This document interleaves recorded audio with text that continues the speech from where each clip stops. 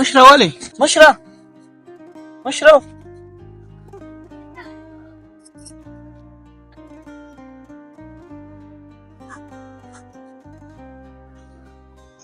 ساواله اوږده ساواله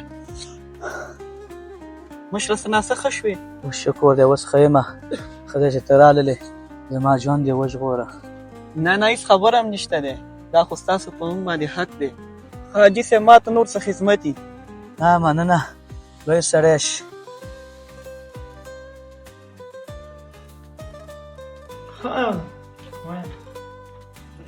اکاس ته به سبا ورشو چې پیسې راکړه. صحیح شو بار باشه. لالا مېل چې راکړه، پنځمه ورځ د ما ته وایي در کوم نه راکړه.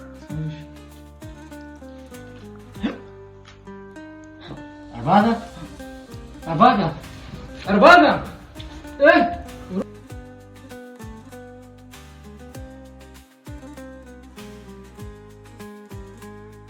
وروره دا والا د موټر کلی او مالا پیسې راکړه چې ما ته مریضان دي. سمه ده، په دواړو سترګو دا وخت به 2 لکه روپۍ.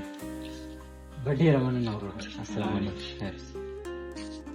ډاکټر صاحب دا والی 2 لکه افغانۍ بس زما د روغ ژوند وژغورئ چې سم ضرورت یې زه اماده یم ورته. وروره مرګ او درد چې دی دا د الله په لاس کې دی، خو ته لږه حوصله وکړه، موږ به خپل انساني کوشش وکړو، الله به خیر کړي. سمه ده ډاکټر صاحب، په اجازه دی. ورشه.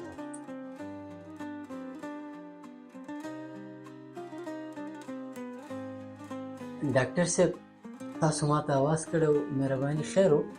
او خیر وروره، ته دغه 2 لکه افغانۍ دې بیرته واله او شکر وباسئ چې وروره مې الله په خیر ښه کړ. نو دا 2 لکه افغانۍ تاسو ما ته واپس ولې راکوئ؟ دا وروره یو کس راغلی او ستا د ورور ټول مصارف هغه ومنل او ویلي چې دا روپۍ چې کومې هغې درکړي بیرته یې ورکړه. کولی شئ راته ووایئ چې دا نیک انسان څوک و؟ نه پوهېږم وروره، ما هم نه پېژانده چې څوک و.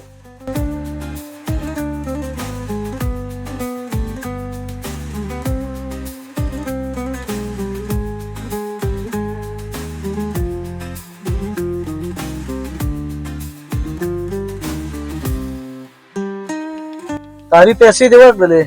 هو حاجي صاحب، ما ډاکټر ته ټولې پیسې ورکړې، ما ته یې د مریض پیسې بېرته هغې ته وسپاره. ډېر ښه، ځه چې ځو په خیر.